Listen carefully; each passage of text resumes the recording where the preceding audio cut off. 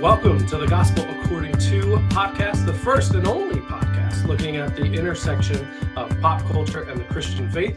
I'm your host, Dave Hallahan, and I'm joined as always by my co-host.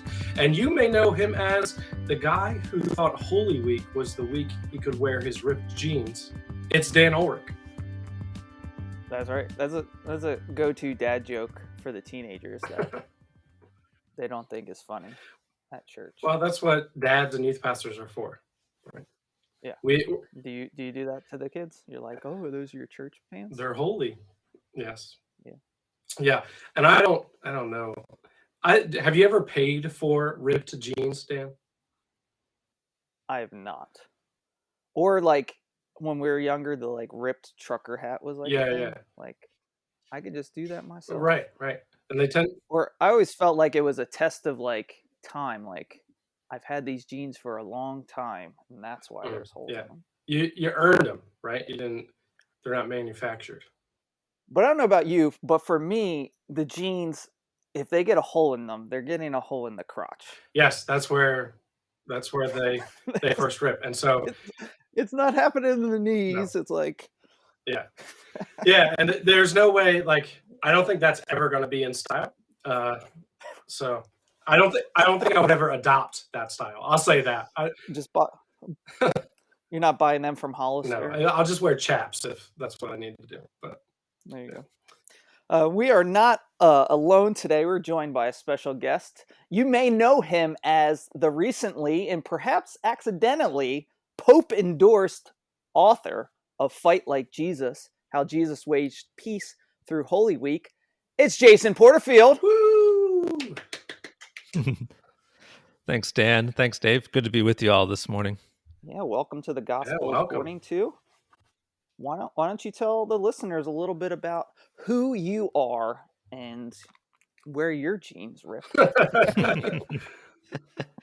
Well, I would have to say usually in the knees, but that's because I'm crawling around with young kids and stuff. Okay. So, yeah, and that Pope endorsement, probably an accident. You know, he said something. It was his Ash Wednesday address. He said something like, Lent is a time to fight like Jesus did in the Gospels. And I thought, that's the title of my book. Maybe he read it.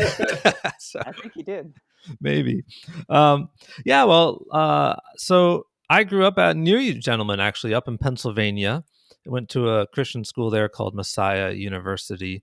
But afterwards, I joined a group called Servants. Servants is an international network of Christian communities who live and minister among the urban poor. And historically, that's always been in the slums of some of the bigger cities in Southeast Asia.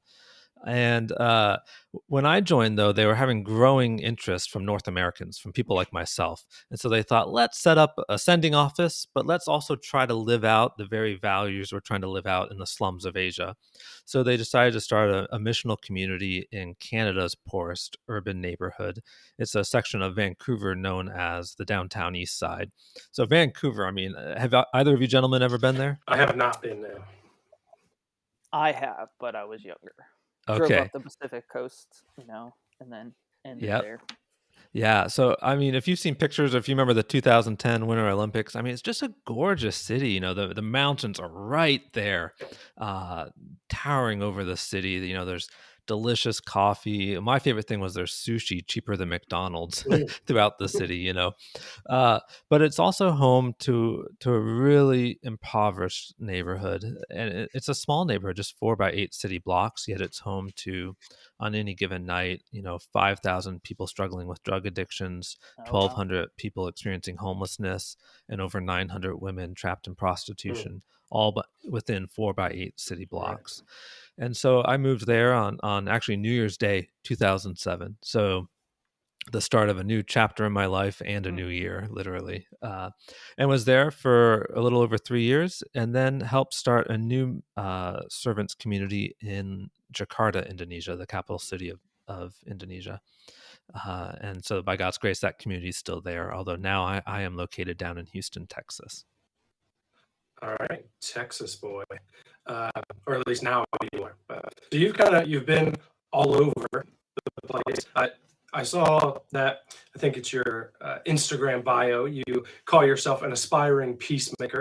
And based on that, and then your book, Fight Like Jesus, I assume that that means that you hold to nonviolence as a virtue of value. Was that always kind of part of your understanding and upbringing in Christianity and the way of Jesus, or is that something that you kind of came to later in life and through a journey? It was definitely a journey later in life. I grew up in a family in which both parents served in the military, and once we finally settled in Pennsylvania for the second half of my childhood, we attended a very conservative and patriotic Southern Baptist church.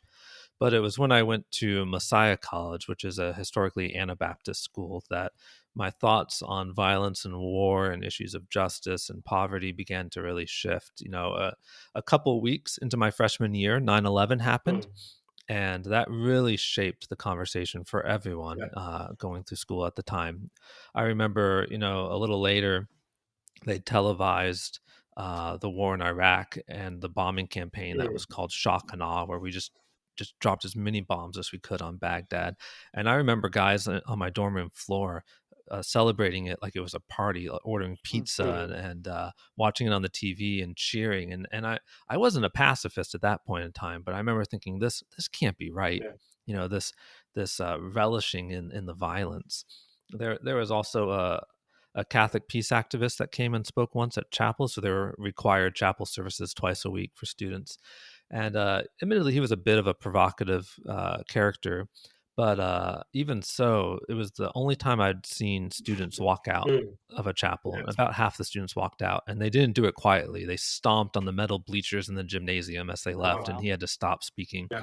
And then for his evening chapel, many of them showed up in their military uniforms and protested and booed him out. Mm, And so, that was my college experience. And it was more outside the classroom than inside the classroom, grappling with some of my Mennonite friends who were there. If Jesus says, love your enemies, does that mean we don't kill them? And questions like that. Um, while going through college, I felt called to foreign mission work. And so the denomination I grew up in, they actually let me write my own job description where I said, I feel called to live in the slums with the poor and be involved in this holistic ministry. And near the end, though, I had to sign their statement of belief, and they had a section on war, and I couldn't sign mm, it. And so in the end, couldn't go with them. And that's when I eventually learned about servants. And the interesting thing about servants started out in New Zealand in 1982, and they didn't originally have a commitment to nonviolence, though they do now. And I think it's because when you live amongst the poor and you tie your well-being to the well-being of those on the margins, you quickly begin to see how they are disproportionately affected by violence, both as the victims of violence, but also as the ones that the powerful conscript to do their fighting. And so it wasn't long before servants adopted a real strong commitment to uh, nonviolence and using nonviolent means to actively contend for the flourishing of these communities. yeah, that's a powerful journey, I'm sure. And like, I think many people have done that. Like, I think violence in America is kind of baked into the cake, and whether you're like overtly patriotic or less so. It's our national anthem. So, Yeah, yeah. Uh, and I think there's very like overt kind of like God and country theology that, but then I think even more subtly it seeps into kind of all of our. It's just the air that we breathe, the water that we swim in, and so I know for me that within the last I don't know probably 5 to 10 years, that has been a shift that has occurred in me to kind of hold to nonviolence. So I'm always curious how people end up there because I do know of some who grew up Anabaptist or Mennonite, so that's always been a part of theirs. But it's interesting to hear those who have to unlearn that. Yeah. yeah, it's for I think so many things in our life that we grow up kind of ingrained in, and it's like, well, that's just how things are. And like, if you learn it from a young age and it doesn't seem weird to you, and then it's always like holding up scripture to our lives and saying, how does this change? Like, what I'm living, is this true? Or just anything of the good reasons of why we visit other places, why we experience other communities, why we talk to people that maybe think differently than ours. Not that we're just open to anything anybody says, I'm going to believe and take that on as part of me, but that we'd really parse it out with the scriptures or the Bible. And like, and it's not always easy. Like with my kids, like last night we had like coconut Thai chicken or something like that. I'm like, they didn't like it, but it's like trying to introduce, different flavors, different thoughts, different interactions with them so that when they, grow up, that, okay, I've seen this, I've heard this, I've tried this, just the more and more that we experience different things, the more that we're going to then be able to hold this up and say, is this what Jesus is? And I think the nonviolence thing is one of those things where it's like, man, when I read the Bible again, it's like, yeah, it's extreme, but like, Yeah. it's what he's saying. Like, it's Right. what, It's there. like, how Yeah. far are we going to take that? I think it's for each of us to decide and work through as a journey. But yeah, but Jesus wasn't saying those things just to be, nice Right. or kind, but it is an extreme way of looking. The biblical side in mind, I think a lot of people who advocate for non-pacifism or whatever they want to title they want to put on it, we'll start with Jesus and focus on Jesus at the Sermon on the Mount and his words there. But in your book, Fight Like Jesus, you are using the Holy Week as a focal point. So what about Jesus's actions during Holy Week, the last week of his life before resurrection, uniquely fit this way of peace? Yeah, Dave, you're exactly right. I think most Christian books on peacemaking look at Jesus' peace teaching in the Sermon on the Mount, and for good reason. I mean, it contains all the classics, blessed are the peacemakers, for they'll be called children of God, love your enemies, pray for those who persecute you, do not violently resist an evil person, and on and on and on, right?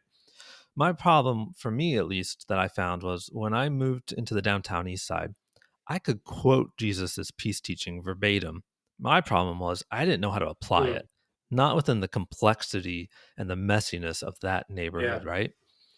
And so for me, what I came to find was it was actually on Palm Sunday, a couple years into living in the downtown east side, that I was burnt out. I come to realize I had no idea how to contend for the flourishing of this beautiful yet very broken neighborhood.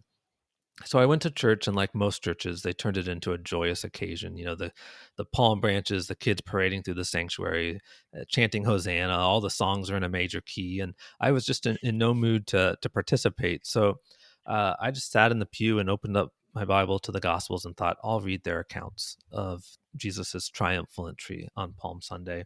And that's when I noticed something I had never seen before. In the Gospel of Luke, it says, while the crowds were shouting cheers, Jesus was shedding tears. And when he could hold back his grief no more, he cries out, if only you knew on this of all days the things that make for peace.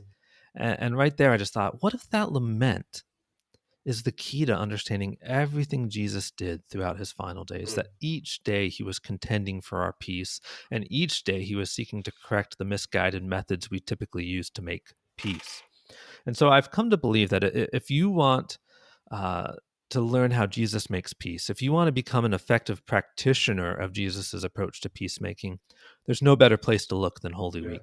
A third of the Gospels focus on Jesus's last week. And so it is the main stage on which we get to see Jesus put all of his previous peace teaching into action. In other words, we get to see him apply his own peace teaching, right? In the messiness of Jerusalem. And so throughout those sacred days, we get to see things like abstract principles like be merciful. They find concrete expression, and those lofty ethical ideals like love your enemies, they become grounded in actual events. And so that's why I chose to focus on looking at each day of Holy Week through the lens of peacemaking. Yeah, I think that's interesting because we are three white guys on this podcast. You said, sorry, Dan doesn't see color, so I just told him that about himself. No, and then you mentioned you're from both your parents' military background, so I feel like it's probably safe to assume we all kind of grew up in upper middle class, upper middle class environments, and so these peace teachings of Jesus, like the Sermon on the Mount, are largely theoretical. And so then when we find ourselves in the midst of the downtrodden and the oppressed, and we just want to bring in these theoretical teachings, it is like an affront to us to see, oh, how do we apply this? But yeah, in the Passion Week, the last week of Jesus's life, he's not just talking about it; he's doing it. And so Yep. he is facing the persecution and living out those teachings. And so there's more meat there than just theoretical teaching. Yeah, well said. With the Holy Week, when I think of the Holy Week, normally I'll kind of remember the triumphal entry, especially if on church they hand us palm branches. Then I'll be like, oh yeah, that's a part of Holy Week. But then in my mind, like, it's real easy to skip to the Last Supper. And in the book of John, that Last Supper is like a third of the book. It's just one day of Jesus's life. And think about the Last Supper, the trial, crucifixion, resurrection. But in your book, you give pretty equal airtime to the whole week.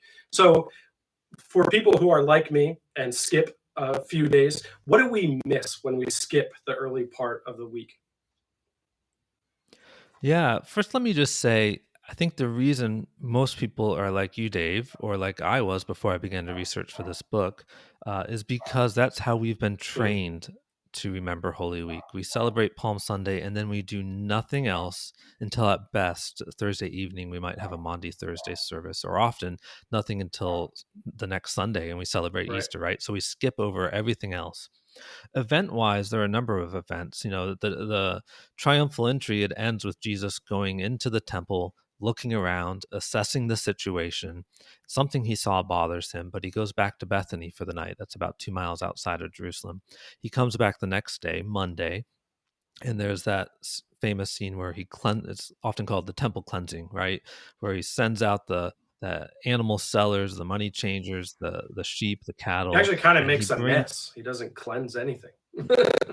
Yes, that's true. Makes a mess. What we often overlook is that when the money changers and the animal sellers go out, we then read that the poor and the lame and the blind came Mm, in and they were healed, yeah. and even children could be heard praising Mm, God, Jesus, these groups that were not right. allowed in the temple.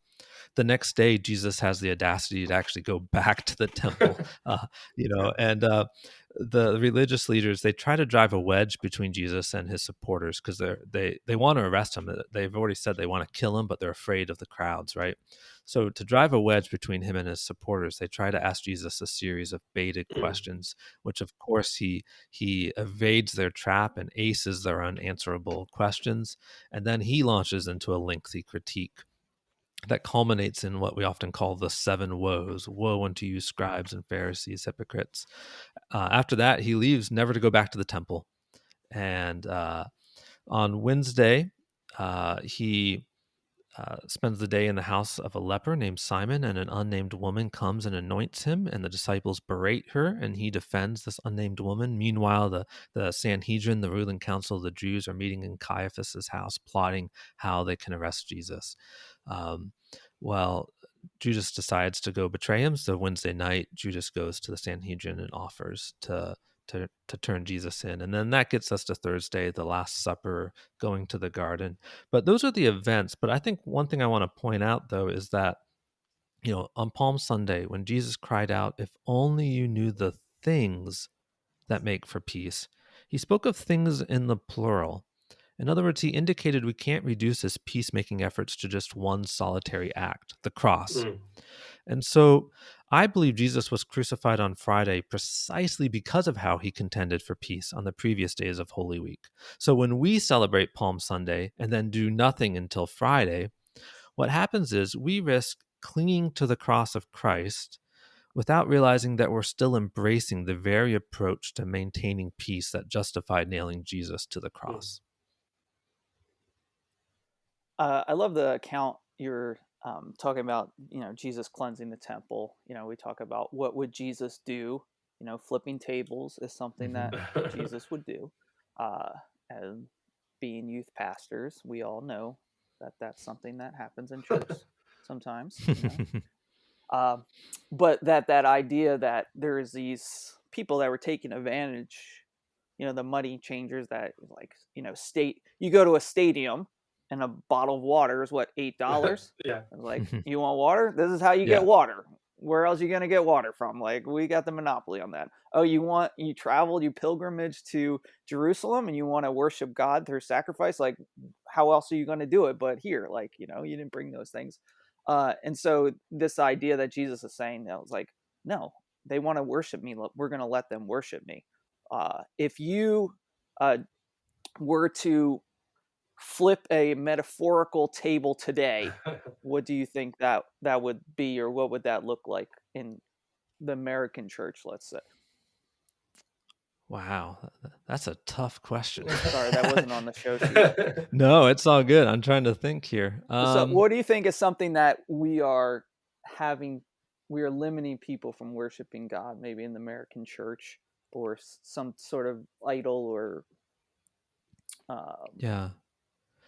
Well, I mean, being down here in Texas, just that wedding of Christian nationalism that's so prominent down here. I think Jesus would be addressing that. Um, but that said, I go to a Quaker church down here, and so we have a strong commitment to peacemaking. So we kind of look a little different than a lot of the churches down here in Right. Texas. you're not singing Battle Hymn of the Republic with American We're flag not. in your church? Yeah, no. But I have been in churches that, pledge allegiance to the American flag. And once I was asked to speak on Veterans Day at a church, the lone pacifist in the room, right? A third of the congregation were in military uniforms and they pledged allegiance to the American flag. And then during the offertory, they had a video that culminated with Calvary's Hill, a silhouette of Calvary's Hill. And then 3 military warplanes flew over, coloring the sky with a trail of red, white, and blue smoke. And then it was my turn to preach. Well, they gave you plenty of material. Yeah, they did. Yeah, interestingly enough, this is getting on a tangent here, but November 11th, when we commemorate Veterans Day, historically the church has actually paused on that day to remember the life of Saint Martin of Tours and his act of actually refusing to kill. He laid down his weapons and says, "I am a Christian. It is not permissible for me to fight." So there's a real irony that happens on that day. But back to flipping tables, I think about that. I'm deeply concerned that the church in the West doesn't listen to the voices of other Christians in other countries. And so I don't know if that's flipping a table, but man, I sure wish we could maybe flip over some bookshelves of only listening to white men authors, like myself, Right. but actually learn from the church in Asia and throughout the world. Well, how about you guys? I'll pick up on your second answer because I do think it is a little table flipping in that, like you mentioned, when Jesus flips the table, who gets to come in next? It's those who were kept on the outside who were told, "You're out there, you listen to us in here."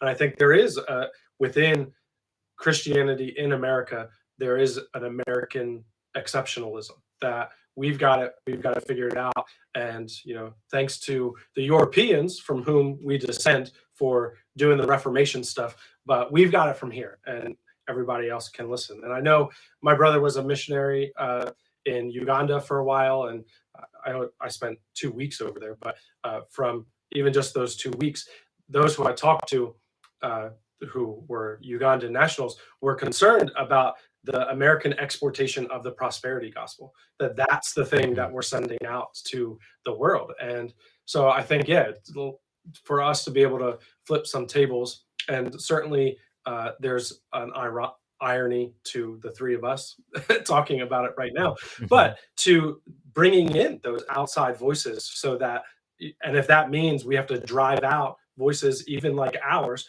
then we should be willing to do that and should be a part of that work to bring in some of those outside voices. Yeah, well said.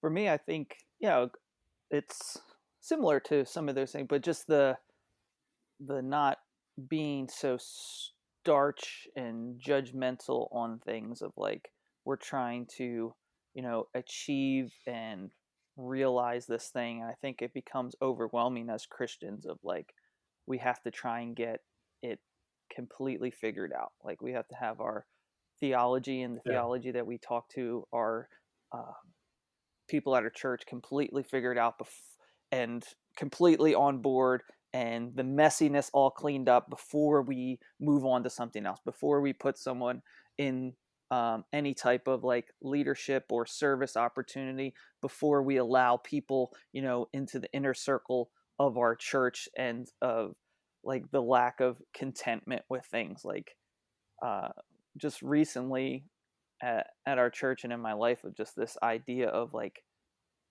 more, like, that if there's this contentment in knowing Christ and preaching Christ, and like being a servant in that way, like, am I okay as a pastor ministering to the people that are in my church and it never growing, like, as Mhm. far as like, Numerical, or is it me like wanting to be a mega church pastor, like wanting to like look at these other churches, or am I content in doing that? Or is the people in my church, are they content in where they're at, but instead of moving and like, okay, in 10 years I need to be in a bigger house, I need to be in a more expensive car, and that's how I'm judging success. And I think that American dream seeps its way into our faith sometimes, where we see Christ as being uh, not content with the status quo, but content in the ministry that he's called to in the moment that he's called to it. Like, yeah, Jesus is ministering for 3 years. Like, what if he was here for 10 years? What if he made an expedition to China? Like, what if he went all up through Europe and stuff like that? And it's like, no, he did what he was called to by the Father in that point in time where he was. And that's not to say that we allow anybody's theology in to, like, yeah, or that Christ isn't the way to heaven. But I think sometimes we get so strict that we do that, where we do what the Pharisees did, and or what these religious leaders did, and say, no, you can only come this far in the temple. yeah, Mhm. Like, stand back. Like, okay, the people that were Jewish, the women, like, they had the different courts in the temple, and they say, this is as far as you can go because of this right, reason. When Christ is welcoming everybody to his table. yeah, yeah. I think that when you talk about that, Dan, uh, the the idea of like a zero sum game comes to mind. Like there has to be a winner. We can't there can't be any difference between us and us both be right or both be on the winning side. But I think even within the kind of the larger umbrella of Christianity, we have our tribes, and we really get sucked into defending our tribe rather than welcoming in more people into that umbrella. And I think if we could have a more collaborative spirit, that we would be much better for it. And yeah, I would love. Yeah, why does there have to be winners in Christianity? Right. Why does it have to be like, Mhm. this is the right thing and this is the wrong thing so often? Yeah, I said to someone recently that I'm much more comfortable, like those four views books, like it'll be whatever. Yep. It's like four views on the end times four. Like I feel like sometimes I'm a walking four views book. Like people are like, well, what do you think about this? And I'm like, well, Christians have thought this, they thought this, they thought that, and maybe I prefer one over the other, but like these are all orthodox and open to us. Rather than feeling like I have to defend my tribe or my position, let's all just kind of walk with Jesus together and see where he's leading. But well, so I like let's that. get to flipping those tables. So we're tying in the idea of Holy Week and nonviolence and peacemaking. And I think as I've talked about and heard others talk about nonviolence, two moments that like continually get brought up as kind of like a counterpoint to Jesus's way of being nonviolent. One, we've already talked about the flipping of the tables, and you can feel free to uh, add more to that if you want. But the other also comes from Jesus's last week, and it comes from Luke 22, 35 to 38. I want to actually read it just because it's not, unless you're talking about this, it's not normally, I feel like it's easy to gloss over unless you're in like a nonviolent conversation about nonviolence, then it can be brought up. So this is Luke 22, 35 to 38. He being Jesus, said to them, when I sent you out without money bag, traveling bag, or sandals, did you lack anything? Not a thing, they said. Then he said to them, But now, whoever has a money bag should take it, and also a traveling bag, and whoever doesn't have a sword should sell his robe and buy one. For I tell you, what is written must be fulfilled in me. And he was counted among the lawless. Yes, what is written about me is coming to its fulfillment. Lord, they said, look, here are two swords. That is enough, he told them. So I've heard this brought up and be used on either side of the argument. But how do you see those two scenes, Jesus flipping of the tables, which we talked about, and then this whole back and forth with swords? What do you make of those moments? And presumably, you think that they actually add to Jesus's case for nonviolence, not are not counter to it. So, how do you make sense of those? Yeah, that's exactly right, Dave. I didn't, so I do focus on both of those passages in the book. It's interesting. I didn't write Fight Like Jesus for it to be apologetic in Hmm. nature, in the sense of trying to answer the objections raised by those who don't affirm Right. nonviolence. But like you said, two of the key passages people bring up to object to the idea of nonviolence is the temple cleansing and Jesus saying, buy a sword, Right. right? And so I didn't want to just neutralize what pacifists sometimes view as toxic texts or problematic texts. I wanted to show how these passages actually advance our understanding of how Jesus makes peace. So let's let's go backwards, starting with Thursday, since you read that passage. It's freshest, I think, in your listeners' minds. Um, you know, those who are not pacifists often say Jesus told his disciples to get swords so they could defend themselves when he's no longer with them. Hmm. And those who are pacifists often bring up, yeah, but two swords aren't enough for 12 men to defend themselves. But it's easy to poke holes in other people's arguments, but harder to posit a sound Right. alternative. And so when it comes to historic peace churches, some will say, well, Jesus was speaking metaphorically. It was metaphorical, not actual swords. But Jesus would have to be like the worst communicator in the world to talk about literally reminding them, of when they literally went without money bag and all that, and then to suddenly switch and speak metaphorically and assume they're going to get it right. So other pacifists will say, well, when Jesus says that's enough at the end, that's not how to translate it. He actually says with disgust, enough of this, as if they missed the whole point, right? But that interpretation didn't come about until the 1900s. And you really have to strain the Greek to have Jesus saying that. And so I don't buy that one.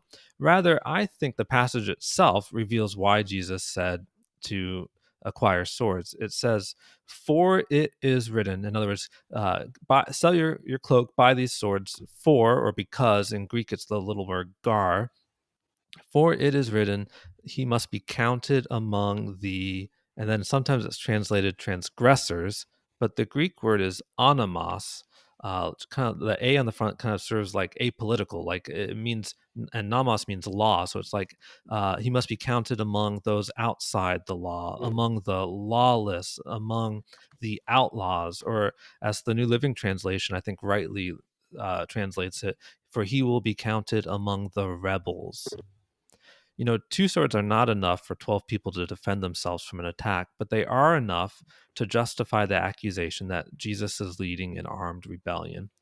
And so we then come to see later on Thursday night why Jesus allowed him for himself and his followers to be considered as these rebels, these outlaws, when the mob comes to the garden and they come armed with this very same type of sword and clubs, thinking that there's going to be a fight, right?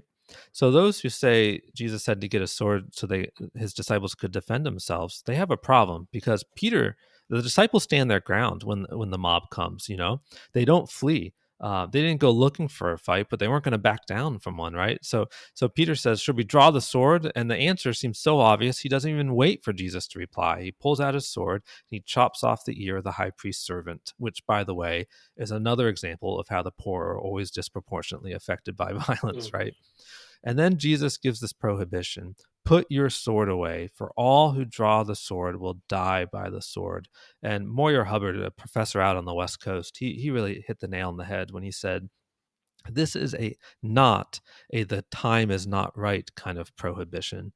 Rather, this is the time is never right Mhm. kind of Mhm. prohibition. And that's what the early church understood. Tertullian said, in in disarming Peter, Christ has disarmed all Christians. Hmm. And so why did Jesus allow his disciples to acquire two swords? So he could be counted among the rebels, but then ultimately so he could undo the damaging effects of violence. He heals the servant's ear, and once and for all, unambiguously declare that his followers will not draw the sword. So that's kind of the takeaway, I believe, for that passage. And then going to the temple cleansing, um, in our short time together, I can't go into too much detail, but there's really three phases to the temple cleansing. There's the preparation the night before, like I talked about. He went in the temple Sunday evening and assessed the situation. And then there's the action itself, and then he actually explains why he did it afterwards. He quotes from Isaiah and Jeremiah, "My house will be called a house of prayer for all nations, but you've turned it into a den of robbers." And I wish I had time to go into what that explanation signifies, both the exploitation and the marginalization, exploitation of the poor, the marginalizing of foreigners. But I think what you're really getting at is the action itself, the whip. Did Jesus violently whip people? And that's the question I really take my time with on Monday's chapter. And I look at the evidence. So, just to mention a few of the factors, it says that Jesus made the whip once he was already in the temple, and it tells us the kind of material he made it from. It's skoinion in the Greek. It's rushes or reeds. It's like wicker material is the closest equivalent today. Well, it's really hard to make an intimidating whip out of wicker material. I've tried. I bought a 200-foot roll. In fact, just last week at my church, we are doing a study off of this book, and I had people, we did a craft time where we tried to build weapons out of wicker material, and That'd we be just fell great at over youth group. laughing. And now we're Yes. gonna smack each other and see if it hurts.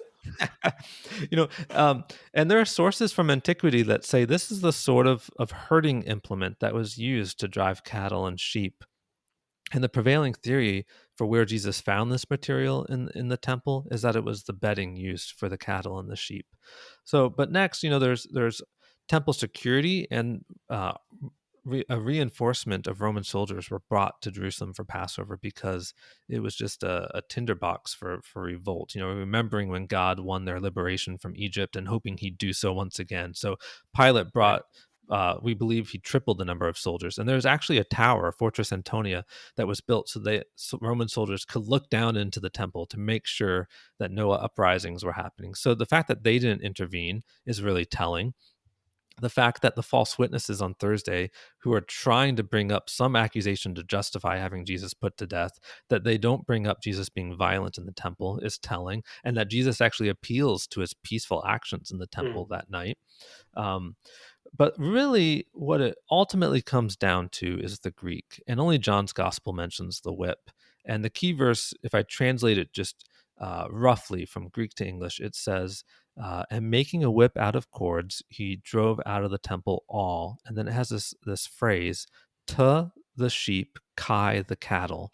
And so in the book, I look at all the instances in the Bible where there's this phrase, to noun, kai noun, and when it's used to modify a word, just like it does in John's verse, all to the sheep, kai the cattle. And what I found, and what numerous other scholars have found, is that every other time in the New Testament, a to noun, kai noun phrase is used to tell us what the word it modifies is comprised of. So, in other words, uh, it can be translated all, both Jews and Greeks, for example. That's a to Jews, kai the Greeks kind of phrase. So what's the all comprised of? It's comprised of the Jews and the Greeks. So to say that Jesus whipped people, you'd have to translate that to noun, kai noun phrase in a way it's never translated any of the other 90 times. And there's actually 13 other instances of a to noun, kai noun phrase modifying the word all, just like it does in the key verse in John. And so that's led most scholars to that have studied the canonical usage of this phrase to say it's virtually impossible to translate it as saying that Jesus whipped people in that verse. And so that kind of neutralizes the verse, right? But Jesus is still angry. He's still flipping over tables, right? So what does this have to do with peacemaking? And so I tell a story, of saying, well, pretend a mother gets off work early, goes home, opens the front door, and is surprised to see that her son and his friends are high on drugs. So right away, she snaps into action. She grabs the drugs off the table, flips over the coffee table, goes into the bathroom, pours the drugs into the toilet, gives it a good flush down the drain, comes out and looks her son and his friends in the eye and says, stop destroying your bodies. They're made in the image of God, right? Now, was this mother angry, assertive, and aggressive? Yeah, I suppose you could say so, but we would say she was actually negligent if she hadn't intervened, right? And I think that's what we see about Jesus. Was he angry, assertive, and aggressive that day? Yeah, I suppose you could say so. But what we learn about Jesus in the temple cleansing is not that he's violent, but rather that he is not passive. Hmm. When faced with injustice, Jesus refused to sit idly by and do nothing. And so Gandhi actually says of Jesus in this scene that in this scene we realize that Jesus is the most active resistor of injustice in human history. And I would completely agree. Yeah, that was good. I love that. I think, yeah, we want to point to those events and to give us license or whatever. But I do think, yeah, Jesus is actually challenging that, and less even violent with the table flipping.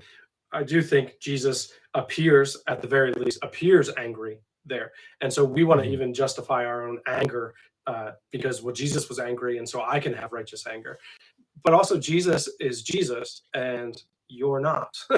And so I think even that anger, we want to be careful how we respond and how long we hold on to our anger. But that's probably a whole nother discussion. Yeah. And pass You'll get it. Easy for you to say. Being passive doesn't mean letting everybody walk over Right. you. Like it doesn't mean not acting at all, not talking up, not speaking up, not caring for things. And I think Jesus over and over again shows this, that there's strength in what he says and what he does without being violent, without Retaliation without or moving without moving to harm someone Yeah. else, that you don't have. He displays that in his own. If they ask for your cloak, give them your. It's like, and it puts it back on that person. Like, Yeah. you go in the whole, if he slaps you, turn the other cheek. But that's not being passive and letting someone just beat you up. That's letting someone speak to you as an equal, and it's just like putting it back on them, that to let them reflect on what they're doing. Anyway, but it's not being walked over. It's not being not convicted of things and not acting out in ways. Yeah. And just I think that's why, and I'm far from alone, and I've learned this from others, but like, that's why I prefer like the terminology of like nonviolence or nonviolent resistance over pacifism, because pacifism does have that connotation of, well, I'm just not doing anything. Things are happening to me, but there's nothing that I can do. But there is, I think Jesus, like Gandhi said, Jesus was a resistor in that moment. He was active in resistance. He wasn't just passive to what was happening. So yeah, well, great. I think plenty to chew on and talk about. We could probably keep going and do more. I want people to buy the book, not just hear you talk about it. So if people want to pick up a copy of Fight Like Jesus, where are the best places to do that? Wherever they buy their books. I mean, I always like supporting local bookstores, but if you can get it on Amazon as well, or there's on Audible, the audio version. We learned a helpful tip recently, that you say wherever good books are sold. There you go. Cast some shade on those who if you don't have your book. Huh? That's nonviolent resistance against those who aren't carrying your book.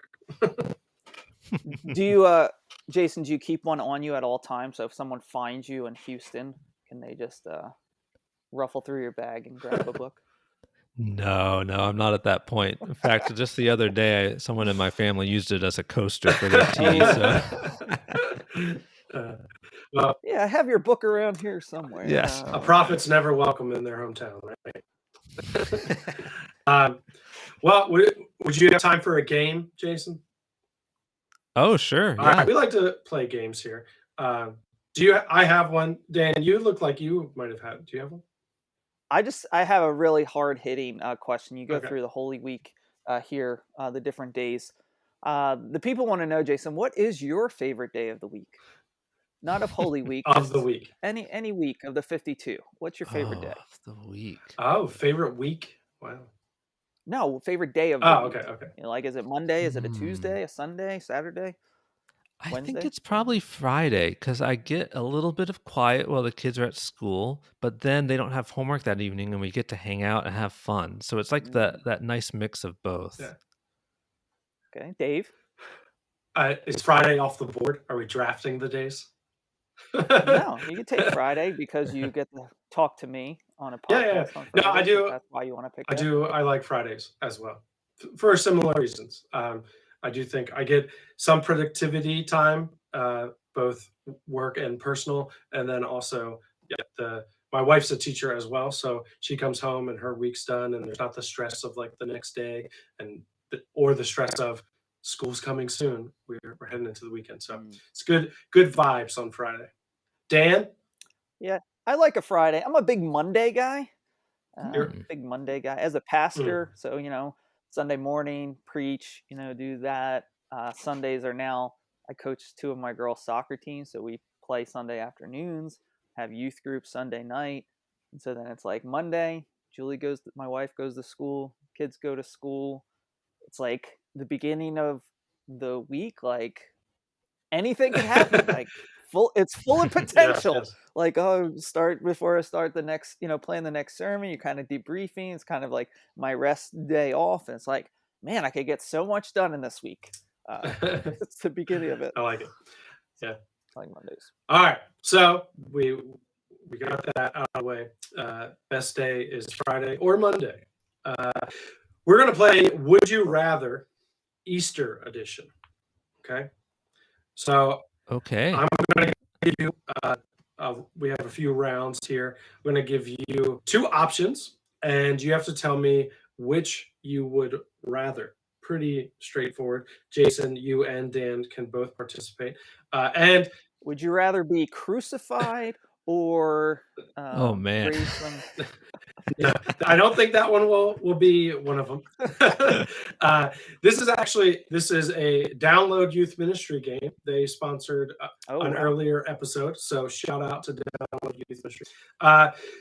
So, would you rather, Jason and Dan, search for 100 quarters across 500 eggs, and you have unlimited time to find them, or would you rather search for 50 $1 bills across 1,000 eggs, and you only have 5 minutes? There are a lot of numbers there, but 100. Give me the dollars, because if you give me an amount of time and then it's after 5 minutes, you're like, all right, you're done. Then it's like, okay, I can be done then. I'll work real hard for 5 minutes and then I'll be done. Yeah. Because the first one, it could be any amount of time, right? Yeah, it's unlimited amount. But presumably, I don't. in both of these, you're going up against other people. Yeah, I don't need to be out there looking for quarters all day. Yeah, I'm going to have to go for the dollars too, but partly because, with quarters, I just lose them. I never get to spend them. Yeah, that's fair. But the dollars. It's a dying currency change in the world. There you go. It's true. All right, so we're going with the dollar bills. Unanimous. Would you rather have a fluffy bunny tail for a whole month or have big bunny ears for a month? So you either have to have a bunny tail or bunny ears for a month. You know that it's only going to last a month, or do you go into it? You go in knowing it's a month. Okay. Well, I guess since you went first on the last one, Dan, I have to go first here. I think I'm going to go with the little fluffy tail because I think I'm going to get the ears like pinched in things or messed up, or they're big. Yeah. I wouldn't know what to do with those. I think the bunny tail you could hide and be like, put in your you're just wearing sweatpants for the month. A lot of Easter candy you could tell people. But I'm going to go ears. I'm going to turn it into a bit, For this 1 month, I'm gonna do the rounds. I'm gonna be a TikTok star. I'm gonna be on Good Morning America. New Jersey pastor suddenly wakes up with bunny ears. I'm gonna try and squeeze this out Okay, for all I it's like worth. Get some sponsorships for the it. podcast. Yes. All right. I like it. Lean into it. But yeah, Jason, I think I was with you. You can hide the bunny tail. Those ears, you either have to lean into it or just be embarrassed for a month, I guess. Yeah. All right, we're all fathers here, so I think of this as an activity with my kids. Would you rather help your kids color 100 eggs or search for 1,000 eggs? Huh. I'm gonna search for the eggs. Yeah. If you know me and my wife, she's the messy kid activity person, and we don't need to be making slime. We don't need to be painting things. We do not need to be doing. Let's go outside. Let's search for this stuff. Let's make it into a competition, to a game. Get out there, run around. I don't need to be dyeing, painting, getting all messy. Dave, are these real hard-boiled eggs that have been painted, or the plastic empty shells? That you're looking for, or Yeah, because that's going to change my okay, answer. I'm gonna say, since we're coloring hard-boiled eggs, obviously, I'm saying that's what we're Uh-huh. searching for as well. Then I'm going to go for the coloring because I know there's no way on earth we're going to find all 1,000. And within a few weeks, it's going to start stinking like crazy. So I'll go for coloring. All right. Price of eggs now, though, that's a lot of 1,000 eggs. Oh, Man, that's that's true. like retirement money. Yeah, that's good. Yeah, there was to both of those. So that's a good point. The not being able to find 1,000 hard-boiled eggs. I don't like the prospects of that. All right. Would you rather have feet like a rabbit or a marshmallow peep head? Oh, would that even work? Are people just trying to eat my cheeks? Maybe play fluffy bunny with. I'm definitely going for feet like a rabbit. I think it would be fun to hop Yeah. as a mode of transport for a while. Yes. I think this was a slam dunk. Dan, you were shaking your head yes too. Yeah, it's the rabbit feet, and you're gonna be lucky. You got 2 rabbit feet. There you go. That's a thing, Yes. right? Yeah, I think there's a practical side. There might be other, but there's a practical side to having rabbit feet. There's not much I can do with a peep head. Would you rather carry an uncooked egg for 1 week everywhere you go, or have to transport 100 plastic eggs for 1 week everywhere you go?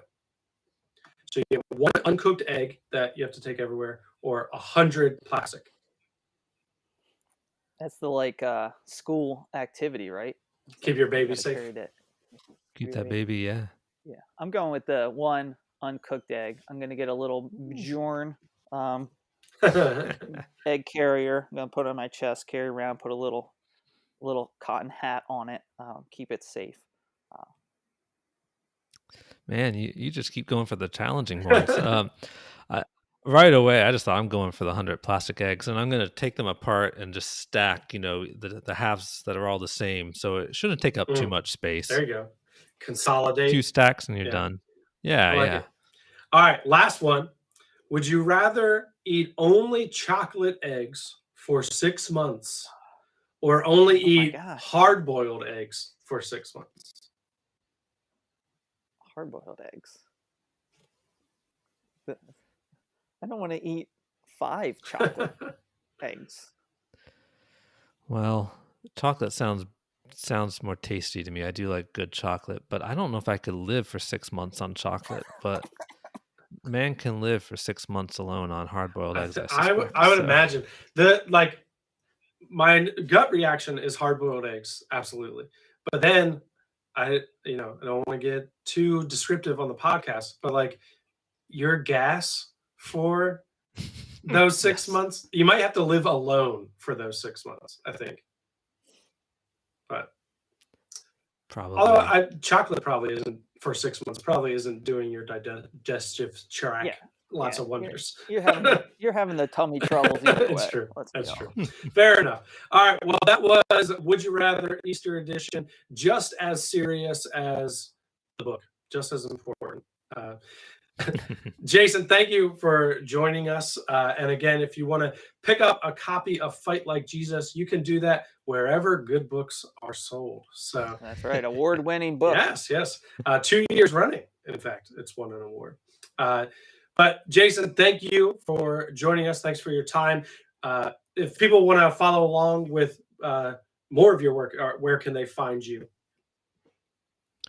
Yeah, well, Facebook and Instagram and Twitter, just search Jason Porterfield. But my website, jasonporterfield.com, there they can read the first chapter for free, but they can also get a free little ebook called 100 Early Christian Quotes on Not Killing. And so it's just a one-page introduction and then 100 quotes from the early church who were staunch pacifists. And so if they want to get that, they can as well. Awesome. Yeah. All right, Dan, you want to take us out? Yeah.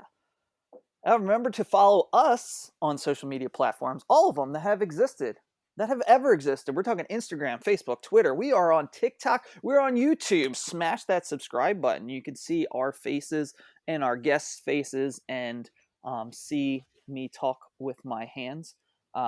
Thank you for sharing the gospel, for sharing it with your family, with your friends, with your enemies, that we're called to love them. And so share a great podcast by loving them and sharing that with them. You can also send us your mailbag questions on social media or by emailing tgatpod@gmail.com. And we'd be happy to read and answer that question either here on a podcast or on our social media. Don't forget to do your part in obeying the Great Commission by helping us spread the gospel according to. One great way to do that is leaving a 5-star rating and review wherever it is that you listen to podcasts. We did get a handful of ratings come in, but we need more of those written reviews. We'll give you a shout out here on the podcast if you do that. And yeah, thanks for listening to your favorite Hump Day podcast. This was the Gospel According to Holy Week.